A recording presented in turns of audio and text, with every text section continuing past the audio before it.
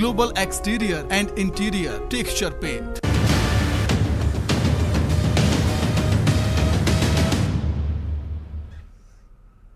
नमस्कार, morning breaking news में आपका स्वागत है। मैं हूं आपके साथ अंशिका पाठक। बुलेटिन की शुरुआत करेंगे बड़ी ब्रेकिंग के साथ। सागर से आ रही है और 450 किलो चांदी कार से बरामद हुआ है। कार से बरामद आगरा से आंध्र प्रदेश ले जा रहे थे चांदी। दस्तावेज न मिलने पर पुलिस ने एक्शन लिया है। सागर पुलिस ने जब्ती की कार्रवाई की है। यूपी के आगरा के व्यापारी बताए जा रहे हैं जो आंध्र प्रदेश लेकर जा रहे थे। दस्तावेज नहीं मिलने पर यह कार्रवाई की गई है और इस पूरे मामले में लगातार जांच भी जारी है।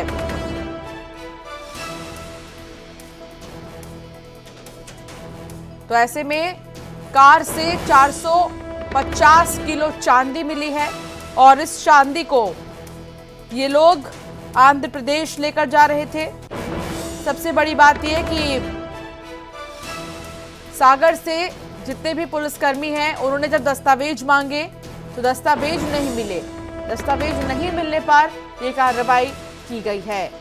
हालांकि 450 किलो चांदी कार में लेकर जाना अपने आप में कई सवाल, क्योंकि दस्तावेज भी इनके पास नहीं थे। ये कार से लेकर जा रहे थे 450 किलो चांदी। पंकज प्रजापति हमारे संवाददाता साथ जुड़ गए हैं। पंकज, इस पूरे मामले में क्या जानकारी मिली है? कहां के रहने वाले हैं ये लोग? कहां जा रहे थे? इतनी भारी मात्रा में चांदी का ये क्या करने वाले थे? जी बिल्कुल अंशिका, बताना चाहूंगा कि ये जो कार्रवाई है वो मालथौन चेक पोस्ट पर हुई है और ये जो व्यापारी हैं आगरा के बताए जा रहे हैं और ये आगरा से जो है आंध्र प्रदेश ले जा रहे थे चांदी। व्यापारी बताए जा रहे हैं आगरा के और इनका ये कहना था कि ये जो चांदी है उसमें विभिन्न तरीके के जो चांदी से बने जेवरात होते हैं वो थे। और जब पुलिस ने इनसे उसके बारे में पूरे दस्तावेज मांगे तो इन्होंने जो है पूरे कागज नहीं दिखाए। इसकी वजह से पुलिस ने जो है जब्ती बना ली है और एक साथ में एक कार की भी जब्ती बनाई जिसमें ये जो चांदी जो है रख के ले जा रहे थे। जी बहुत शुक्रिया जानकारी साझा करने के लिए पंकज। इंदौर के एक निजी अस्पताल में उस समय हड़कंप मच गया जब अस्पताल के आईसीयू में आग लग गई। हालांकि आग पर जल्द काबू पा लिया गया, लेकिन आग की वजह से पूरा अस्पताल धुआं हो गया। अस्पताल में धुआं बनने से मरीजों में अफरा तफरी का माहौल देखने को मिला। बताया जा रहा है कि आग शॉर्ट सर्किट की वजह से लगी थी। मरीजों को दूसरे वार्ड में शिफ्ट किया गया है। ये तस्वीर आप देखिए, आखिर किस तरीके से भयानक आग लगी, जिसके बाद अफरा तफरी का माहौल यहाँ पर देखने को मिला। इतना ही नहीं, अस्पताल में धुआं ही धुआं जब हुआ तो फौरन से मरीजों को दूसरे जगह पर शिफ्ट किया गया है। आईसीयू में शिफ्ट कर दिया गया है। इस वार्ड से निकालकर दूसरे वार्ड में मरीजों को शिफ्ट किया गया है। आग लगी, सब दूर भगदड़ मची, हड़कंप मची तो हम भी ऊपर आए देखने। अब हमको देखने भी नहीं दिया जा रहा है। 1 घंटे से हम यहाँ पर वेटिंग में बैठे हुए हैं। एकदम से मुझे धुआं और आग लगी ऐसे चिल्लाए लोग, तो मैं भी भागते गया। मैं भागते गया तो ये जहाँ कांच अभी उजाला दिख रहा है यहाँ पहुंच गया। यहाँ मेरे को ऐसा लगा कि मेरे पिताजी इसी बेड पे थे, धुएं में कुछ दिखे नहीं। परेशान हो गया, घबराया। तो मैंने मेरे अंकल जी और यहाँ जो रिश्तेदार हैं, मेरे मामा जी की लड़के, मौसी की लड़के, उनको फ़ोन लगाया, उनको बुलाया और फिर इन्होंने गार्डों ने सब कांच वाँच फोड़े, ये करा, धुआं निकला। बहुत धुआं भरा, बहुत धुआं भरा। अभी स्थिति कैसी है उन लोगों की? अभी स्थिति, अभी मैं पेशेंट से मिल गया हूँ। मेरे जो पेशेंट है वो 1 नंबर में उधर है, तो ठीक है, बढ़िया है। आग लग गई थी यार, आग तो नहीं लगी थी, वैसे धुआं निकला था। तो कैसे क्या बुझाया, कैसे क्या किया बताओ ना। बुझाया तो नहीं, हमने कांच फोड़े थे और कुछ भी नहीं करा था। कांच फोड़े थे? कांच फोड़े, बहुत धुआं भरा हुआ था, बहुत ज्यादा ही धुआं था। मतलब सामने का व्यक्ति कुछ नहीं, सामने का कुछ दिख ही नहीं रहा था। हमने फिर बाद में आया फायर स्टेशन लेके, उससे फिर हमने कांच फोड़े। कितने लोग दिख रहे थे अंदर भर्ती? अंदर तो बहुत सारे थे, आईसीयू था वो, तो किसी से चलने की नहीं बन रही थी। कोई कैसे आ रहा, कोई कैसे आ रहा, सबको बाहर निकाला। वो क्या हुआ था, दरवाजा ब्लॉक हो गया था, एकदम वायरिंग जली ना, तो ऑटोमेटिक डोर था वो ब्लॉक हो गया। फिर उसको फोड़ा हमने, फिर उसके बाद अंदर घुसे, फिर सबको बाहर निकाला। उसके बाद हमने कांच फोड़े, अंदर बहुत धुआं घुस गया था। आग लग गई थी हमें, हम ऊपर थे। यहाँ का स्टाफ बहुत बढ़िया है और उन्होंने बढ़िया काम करा। ऐसा आग वाग बुझाई हुई है तो लोग बाग क्या है, घबराते हैं और फोकट चिल्ला चोट कर रहा था। सुरक्षित है, सब सुरक्षित है, कुछ भी कोई दिक्कत नहीं। इसके इंटेंसिव केयर यूनिट के एक ब्लॉक में शॉर्ट सर्किट पैनल में, इलेक्ट्रिक पैनल में होने से धुआं भर गया था, जो इमीडिएटली उसको रेस्क्यू किया पेशेंट्स को वहाँ से और कांच वगैरह तोड़ के उसका नॉर्मलाइजेशन किया। कोई भी पेशेंट, कोई भी किसी प्रकार की जनहानि नहीं हुई। कितने मरीज उस वक्त यहाँ पे? 5 पेशेंट उस समय वहाँ पे एडमिट थे उस ब्लॉक में। अभी सभी चीजें सर स्थितियाँ ठीक हैं? सब चीजें स्थिति नॉर्मल है। आग लगने के कारणों की जांच थाना एमआईजी पुलिस कर रही है। इस वक्त हम केयर सीएचएल हॉस्पिटल के अंदर मौजूद हैं और आपको आईसीयू वार्ड की तस्वीर दिखा रहे हैं। आपको दिख रहा होगा तस्वीर में कि सारे बेड्स यहाँ से हटाए जा रहे हैं। बाहर की आपको मैं खिड़की भी दिखाना चाहूंगा कि जो मेन खिड़की है उसे तोड़ दिया गया। वजह यह है कि यहाँ पर आग लगी थी और हालांकि आग की जो वजह है वो शॉर्ट सर्किट बताई जा रही है, लेकिन आईसीयू के अंदर गंभीर मरीज थे, उन्हें ताबड़तोड़ यहाँ से दूसरे अस्पताल में शिफ्ट भी किया गया है। जो कुछ मरीज थे उन्हें नीचे वार्ड की तरफ भी शिफ्ट किया गया, लेकिन जिनकी ज्यादा स्थिति गंभीर थी उन्हें दूसरे हॉस्पिटल यहाँ से रेफर कर दिया है। और ये तस्वीर हम आपको अंदर आईसीयू वार्ड से दिखा रहे हैं। तो इस वक्त ये तस्वीर आप देख सकते हैं कि जो भी यहाँ पे जो बेड थे, जहाँ पे मरीज कुछ देर पहले यहाँ पर भर्ती थे, उन्हें सभी को यहाँ से हटा लिया गया है। आग आखिर क्यों लगी है उसकी वजह तलाशी जा रही है, उसकी जांच की जा रही है। और दूसरी तरफ आप देख सकते हैं कि जहां पर आग लगी है ठीक दूसरी तरफ की हम आपको तस्वीर दिखा सकते हैं, क्योंकि ये आईसीयू के अंदर की तस्वीर हम आपको दिखा रहे हैं कि जो मरीज सबसे ज्यादा गंभीर हैं, देख सकते हैं आप, अभी भी वो अस्पताल के अंदर ही मौजूद हैं। इन्हें दूसरी जगह पे शिफ्ट नहीं किया गया क्योंकि इनकी हालत ज्यादा खराब है। और फिलहाल ये तस्वीर हम आपको केयर सीएचएल हॉस्पिटल के अंदर से दिखा रहे हैं और यहाँ इस वक्त मौके पर फायर ब्रिगेड की गाड़ियां मौजूद हैं। हालांकि अच्छी बात है कि आग पर काबू पा लिया गया है, लेकिन ये आईसीयू के अंदर की हम तस्वीर दिखा रहे हैं जहाँ पर आग लगने की वजह से सभी मरीजों को यहाँ से निकाल लिया गया है। वीडियो जर्नलिस्ट डगलस के साथ मिथिलेश गुप्ता, न्यूज 18 इंदौर। तो जिस तरीके से आपने देखा कि यहाँ पर तमाम तरीके से किए जा रहे हैं, एक तरफ ऐलान तो दूसरी तरफ चुनावों को लेकर अगर हम बात करें तो कई सारी सुगबुगाहट तेज हो गई है। लेकिन एक बड़ी खबर की ओर भी रुक कर लेते हैं बिहार से, जहां बिहार के बक्सर के रघुनाथपुर स्टेशन के निकट दिल्ली के आनंद विहार से कामाख्या को जा रही नॉर्थ ईस्ट एक्सप्रेस हादसे का शिकार हो गई। ट्रेन के 21 डिब्बे पटरी से उतर गए। इस हादसे में 4 यात्रियों की मौत की पुष्टि हुई है, जबकि 80 से ज्यादा यात्री घायल भी हुए हैं। सभी घायलों को अस्पताल में भर्ती किया गया है। गंभीर रूप से घायल यात्री को पटना पहुंचाया गया है। सबसे पहले इन तस्वीरों को आप देखिए। इन तस्वीरों के जरिए आप समझ सकते हैं कि आखिर कैसे जो 20 बोगियां हैं वो डीरेल हुई हैं और इस हादसे ने सबको झकझोर कर रख दिया। अभी बालासोर हादसा ठंडा भी नहीं हुआ था कि बक्सर में तमाम जो बोगियां हैं वो डीरेल हो गई। और इन 2 तस्वीरों में देखिए आप किस तरीके से इस हादसे ने कई लोगों की जान ले ली, तो कई लोग घायल हैं जिन्हें अस्पताल में भर्ती किया गया है। तो बिहार ट्रेन हादसे में कुछ की मौत तो कुछ लोग घायल।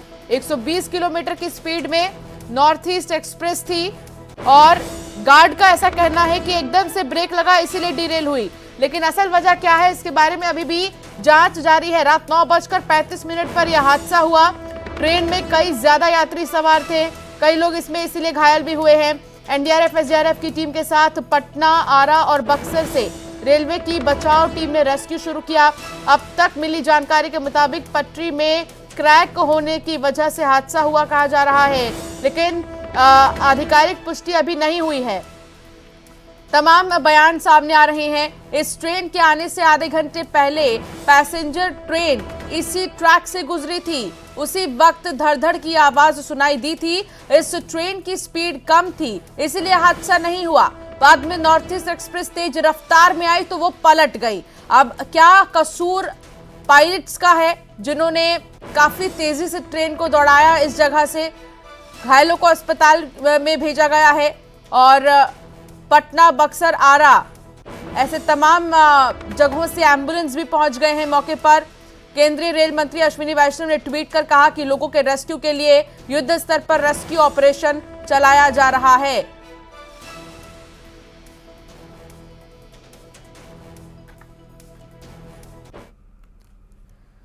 इजरायल और फिलिस्तीन के बीच जंग चल रही है और इस बीच टीकमगढ़ की एक छात्रा इजरायल में फंसी हुई है। स्वाति सरोटिया के परिजनों ने सरकार से मदद की गुहार लगाई है। स्वाति इजरायल में एग्रीकल्चर में एमएससी कर रही थी और इस महीने उनको वतन लौटना था, लेकिन जंग की वजह से वो फंस गई हैं और सरकार से मदद की गुहार इनका परिवार लगा रहा है। उनका कहना है कि हमारी बेटी को भारत सुरक्षित वापस ला दिया जाए, क्योंकि अभी जंग की स्थितियां बनी हुई हैं और इस वजह से स्वाति वहां पर फंस गई हैं, जिसके लिए परिवार की तरफ से गुहार लगाई जा रही है। मतलब डायरेक्ट वाली जो फ्लाइट है वह तो बंद है 14 तक। इसके अलावा एम्बेसी ने कछु नहीं करो, अब एम्बेसी से कोई वो नहीं है। अच्छा, कि कोई हेल्प नहीं है। इसके अलावा सिर्फ अकेले एक एयरलाइन है, बाजात इथे से आदिश अबाबा इथियोपियन एयरलाइन, और आदिश अबाबा से दिल्ली या मुंबई। इंडिया इजराइल में MSCAG करने गई थी 2020 में, नवंबर 2020 में एग्रीकल्चर से MSCAG करने गई थी। इंडिया इजराइल गवर्नमेंट से उसका सिलेक्शन हुआ था और नवंबर में गई थी वो। आज अब उसका कंप्लीट हो गया था, इस महीने में उसे वापस आना था। अक्टूबर में आना था, 30 अक्टूबर के पहले वापस आना था, लेकिन यहाँ वहाँ पे बमबारी हुई, वहाँ पर लड़ाई चल रही है और लड़ाई के कारण वो हॉस्टल में है, लेकिन वहाँ पे बंकर में फंसी हुई है वहाँ पे। तो इंडिया गवर्नमेंट से मैं यही निवेदन करता हूँ कि मेरी बिटिया वापस घर पे बुलाई जाए। तो जैसे जैसे चुनाव नजदीक आते जा रहे हैं, वैसे वैसे बीजेपी और कांग्रेस के बीच सियासी लड़ाई तेज होती जा रही है। पहले रमन सिंह ने भूपेश बघेल का कैंडी क्रश खेलते हुए वीडियो ट्वीट किया, जिस पर अभी सियासत थमी भी नहीं थी कि अब कांग्रेस ने एक वीडियो जारी कर बीजेपी पर निशाना साधा। वीडियो जारी कर कांग्रेस सरकार ने जहां भूपेश बघेल सरकार की तारीफ की है, वहीं छत्तीसगढ़ से सौतेला व्यवहार करने का आरोप भी केंद्र सरकार पर मढ़ा है। अब आपको दो तस्वीरों के जरिए दिखाते हैं कैसे कांग्रेस और बीजेपी में सियासी वीडियो वार शुरू हो गया है। तो ये दो तस्वीर आप अपने टेलीविजन स्क्रीन पर देख रहे हैं। पहली तस्वीर में वो जो कांग्रेस ने जारी किया, ठीक है, और कांग्रेस ने वीडियो जारी करते हुए बीजेपी के नेताओं पर तंज कसा है कि वो विकास विरोधी होते हुए भी जनता के बीच वोट मांगने जा रहे हैं, जहां जनता उनसे सवाल जवाब तो करती है, उनको खरी खरी सुनाकर वहां से चलने के लिए भी कह देती है। साथ ही संदेश भी देती है कि भूपेश बघेल सरकार सिर्फ विकास के मायने को सच कर रही है। जबकि दूसरी तस्वीर जो रमन सिंह ने ट्वीट कर जारी की थी, उसमें कैंडी क्रश खेलते हुए सीएम नजर आ रहे हैं। रमन सिंह ने तस्वीर जारी करते हुए लिखा था कि विकास के कामों को छोड़कर हमारे मुख्यमंत्री कैंडी क्रश खेलने में मशगूल हैं, इनको विकास से कोई लेना देना नहीं है। हालांकि बाद में सीएम ने ट्वीट पर प्रतिक्रिया देते हुए बीजेपी को ही कटघरे में खड़ा कर दिया है। अब तो आप वोट भाजपा को ही, मतलब हमें ही देंगे ना। रुक बता दो तोला गलतफहमी कहाँ ले होगे? भाजपा केंद्र सरकार के सौतेला व्यवहार के चलते और पूरा परिवार 4 साल तक टूटा मकान में रीस, तेरा वोट दो में। लेकिन मोदी जी प्रधानमंत्री आवास योजना बना जरूर है, लेकिन ओकर पैसा ला हमार भूपेश सरकार देवत है। तो भोपाल में बीजेपी की बड़ी बैठक होगी और आज शाम 7 बजे बीजेपी प्रदेश कार्यालय में बैठक होगी। केंद्रीय चुनाव समिति से पहले आज अहम बैठक होनी है। 15 अक्टूबर को दिल्ली में होनी है केंद्रीय चुनाव समिति की बैठक। चुनाव प्रभारी भूपेंद्र यादव, सह प्रभारी अश्विनी वैष्णव इसमें शामिल होंगे। चुनाव समिति के संयोजक प्रदेश अध्यक्ष मौजूद रहेंगे। बैठक में सीएम शिवराज भी मौजूद रहेंगे। तो आज शाम 7 बजे ये बैठक होगी और इस बैठक में कई बड़े चेहरे मौजूद रहेंगे।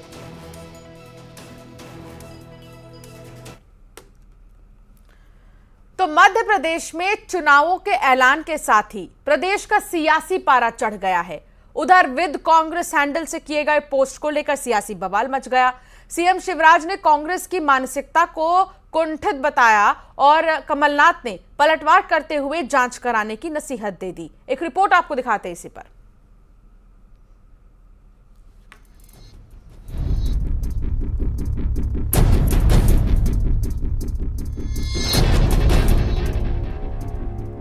मध्य प्रदेश में चुनाव की तारीखों के ऐलान के साथ ही जुबानी जंग के साथ सोशल मीडिया पर भी सियासी वार छिड़ गया है। विद कांग्रेस हैंडल से किए गए इस पोस्ट को लेकर एमपी में बीजेपी ने कड़ी प्रतिक्रिया दी। बाद में खुद सीएम शिवराज ने मोर्चा संभाला और पोस्ट किया। कांग्रेस से भला क्या उम्मीद की जा सकती है? कांग्रेस को अगर श्राद्ध करना ही है तो अपनी कुंठित सोच और कुसंस्कारों का करे। ये धर्म और कर्म को लेकर निरंतर पाप कर रहे, इनका मानसिक संतुलन ठीक नहीं है, हे प्रभु, आप इन कांग्रेसियों को सद्बुद्धि दें। उधर सीएम के पोस्ट पर कमलनाथ ने भी एक्स पोस्ट किया। कमलनाथ ने पोस्ट के पीछे कांग्रेस का हाथ होने से इनकार किया, साथ ही इस मामले की जांच कराने को कहा। कमलनाथ ने झूठे दुष्प्रचार के आरोप भी लगाए। कमलनाथ ने लिखा, प्रिय शिवराज जी, ईश्वर आपको दीर्घायु करे। कांग्रेस पार्टी की ओर से ऐसा ट्वीट नहीं हुआ। आप उसके खिलाफ कानूनी कार्रवाई करिए। कांग्रेस पर आरोप लगाना राजनीति का निचला स्तर। आपके दुश्मन आपकी पार्टी में बैठे हैं। अपनी पार्टी में अनुशासन स्थापित करें। पोस्ट आपत्तिजनक है। ऐसे में बीजेपी का कांग्रेस के खिलाफ मोर्चा खोलना स्वाभाविक है। हालांकि कांग्रेस ने ऐसे किसी पोस्ट से इनकार किया है, लेकिन बीजेपी इसे यूं ही नहीं जाने देना चाहती। ऐसे में इस मसले से किसे नफा होता है और किसे नुकसान, ये आने वाला वक्त बताएगा। तो सागर से बड़ी खबर आ रही है, जहां भाजपा नेता सुधीर यादव ने इस्तीफा दे दिया है। पूर्व सांसद लक्ष्मी नारायण के बेटे हैं सुधीर यादव। बंडा विधानसभा से लगातार मांग रहे थे टिकट। पार्टी ने वीरेंद्र सिंह लोधी को उम्मीदवार बनाया है।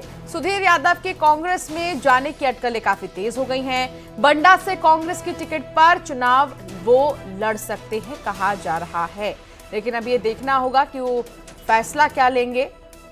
अभी सिर्फ कयास लगाए जा रहे हैं कि भाजपा नेता सुधीर यादव ने इस्तीफा दे दिया है तो वो कहां जाएंगे, लेकिन कहा यह जा रहा है कि सुधीर यादव बंडा विधानसभा से टिकट की मांग कर रहे थे, लेकिन पार्टी ने वीरेंद्र सिंह लोधी को उम्मीदवार बना दिया। सुधीर यादव की कांग्रेस में जाने की अटकलें इसीलिए तेज हो गई हैं। बंडा से कांग्रेस की टिकट पर वो चुनाव लड़ सकते हैं।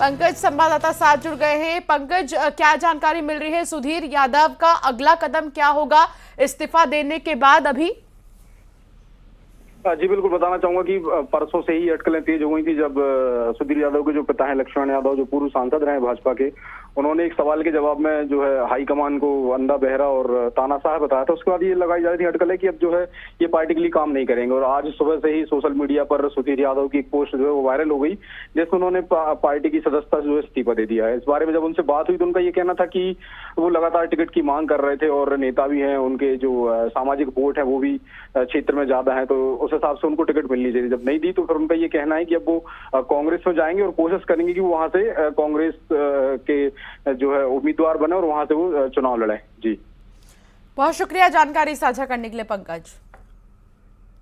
तो बंडा विधानसभा से वो टिकट मांग रहे थे बीजेपी में, जब उन्हें नहीं दिया गया टिकट बल्कि वीरेंद्र सिंह लोधी को उम्मीदवार बना दिया बीजेपी ने बंडा से, ऐसे में सुधीर यादव ने इस्तीफा दे दिया और अटकलें ये लगाई जा रही हैं कि अब उनका अगला कदम कांग्रेस की ओर हो सकता है और वो बहुत जल्द कांग्रेस ज्वाइन कर सकते हैं और वहां पर उन्होंने बंडा से ही टिकट की मांग की है।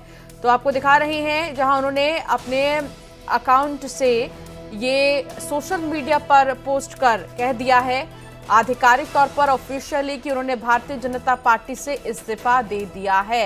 इसके पीछे की वजह यह हो सकती है कि उन्हें टिकट पार्टी ने नहीं दिया, क्या इसीलिए उन्होंने इस्तीफा दिया या फिर कोई और बातें हैं, लेकिन फिलहाल अटकलें यही है कि उनका अगला कदम कांग्रेस की ओर हो सकता है। क्या वो कांग्रेस ज्वाइन करेंगे और क्या वो बंडा से चुनाव लड़ेंगे? अभी इन तमाम चीजों पर मुहर नहीं लगी है, ना ही कोई आधिकारिक ऐलान है, लेकिन ये सिर्फ अटकलें हैं।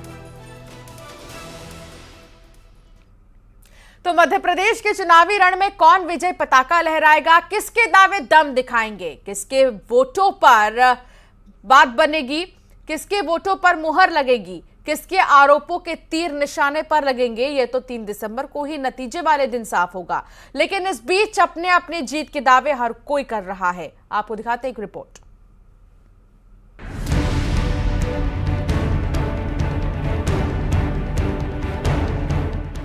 मध्य प्रदेश में चुनावी बिगुल बजने के साथ ही बयानों के तीर तीखे और प्रचार का शोर तेज हो गया है। अब तक की चुनावी लड़ाई में बीजेपी फ्रंट फुट पर खेलती नजर आ रही है। 136 उम्मीदवारों की 4 सूचियां जारी करने के बाद बीजेपी का जोश हाई है और इसी जोश के साथ कार्यकर्ताओं का भी मनोबल बढ़ाने का काम किया जा रहा है। इसके साथ ही माइंड गेम के तहत बीजेपी के बयानों और दावों के जरिए प्रेशर पॉलिटिक्स का पैंतरा भी चलना शुरू कर दिया गया है। कांग्रेस की तो हवा निकल गई है। 136 सीटें भाजपा और कांग्रेस 0। मुझे लगता है परिणाम भी कुछ ऐसे ही होने वाला होगा। अब तो कांग्रेस तय करे कि वो बचे हुए 35 दिनों में कैसे अपनी गुटबाजी के आधार पर टिकट बांटेगी, फिर कैसे जूतम पैजार से बचेगी और कैसे चुनाव लड़ेगी। भारतीय जनता पार्टी प्रचंडतम विजय की ओर बढ़ चली है। उधर कांग्रेस भी ये बताने और जताने में जुटी है कि वो किसी भी तनाव दबाव से दूर है। बीजेपी के दावों को ख्याली पुलाव बताते हुए कांग्रेस भी दम भर रही है और बीजेपी को वेट एंड वॉच की सलाह दे रही है। दिल समझाने के लिए ख्याल अच्छा है गालिब। भारतीय जनता पार्टी दबी जुबान में जश्न मना रही है। कांग्रेस की सूची आ जाने दीजिए। ये 136 चेहरों में भारतीय जनता पार्टी लगभग 80 चेहरे पराजय के रूप में स्वीकार करेगी। सियासी महाभारत में जुबानी जंग चरम पर है। दावों का दम है तो आरोपों की बौछार भी, लेकिन हकीकत यही है कि मौजूदा वक्त में बीजेपी अब तक अपने 136 योद्धाओं को चुनावी मैदान में उतार चुकी है। कार्यकर्ताओं ने मोर्चा संभाल लिया है, प्रत्याशियों ने भी प्रचार शुरू कर दिया है। वहीं कांग्रेस के कार्यकर्ता उम्मीदवारों की सूची आने को लेकर बेकरार हैं और हाईकमान को श्राद्ध पक्ष खत्म होने का इंतजार है।